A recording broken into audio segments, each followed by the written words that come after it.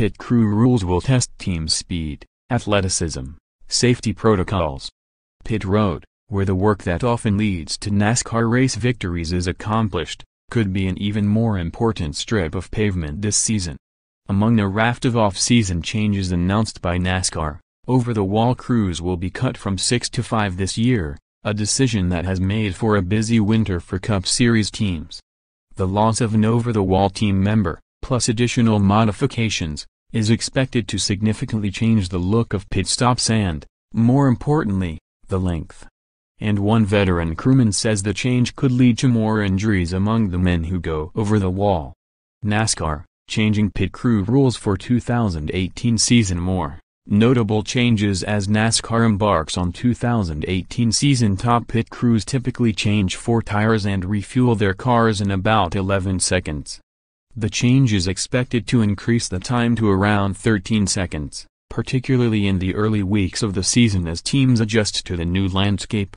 "We've been working with the people, positions and choreography," said Hendrick Motorsports Director of Human Performance and Pit Crew Coach Andy Papatanasiou. "And that will continue through the start of the season. We want to see how it all plays out and what other teams have thought of that we haven't that might be a better idea. It all might look good on paper and in practice but not so good in real competition. Drivers pit several times during races, and speed during those stops can mean the difference in several positions when they return to the track. Pit stops are particularly important late in races because fast stops put drivers higher in the lineup for critical late race restarts." Photos, 2018 NASCAR Cup Series schedule. Michael Lingerfeldt, 41, has changed tires for leading NASCAR teams, including Joe Gibbs Racing, Hendrick Motorsports and Roush Fenway Racing, for 23 seasons. He said the added physical stress on some pit crew members and the increased traffic as team members move longer distances around the car are likely to increase the likelihood of injuries. Some of the smaller changers aren't used to the act of carrying the tires, about 60 pounds, in a hurry and moving them around, Lingerfeldt said.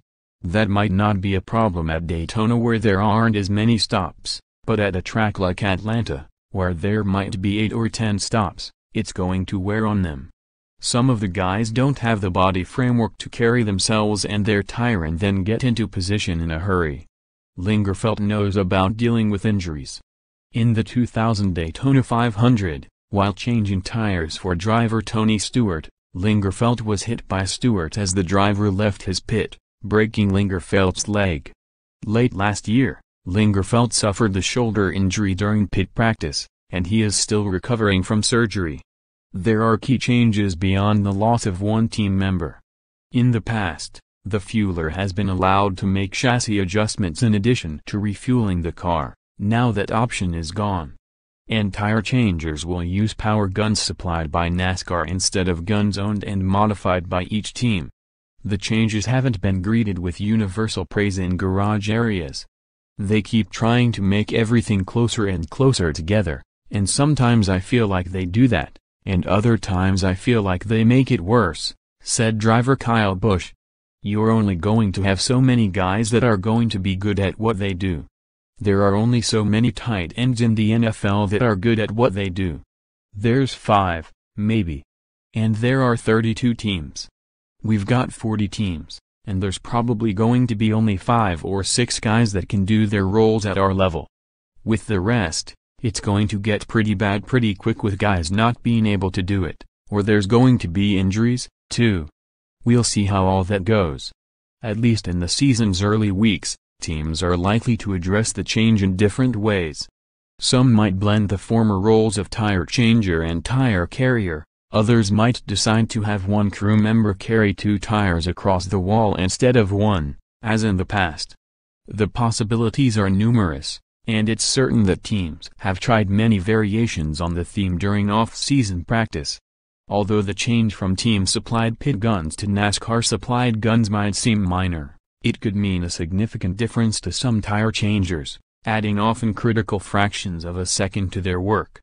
Logano, nearly as comfortable on ice as on racetrack. Kyle Busch, NASCAR overlooking veteran drivers. Young drivers, strike back at Kyle Busch. The guns are very similar, But the parts and pieces are different when everyone had their own custom guns, Papatanasiou said. We have been customizing guns to the individual. They might prefer this or that. Now it's the complete opposite.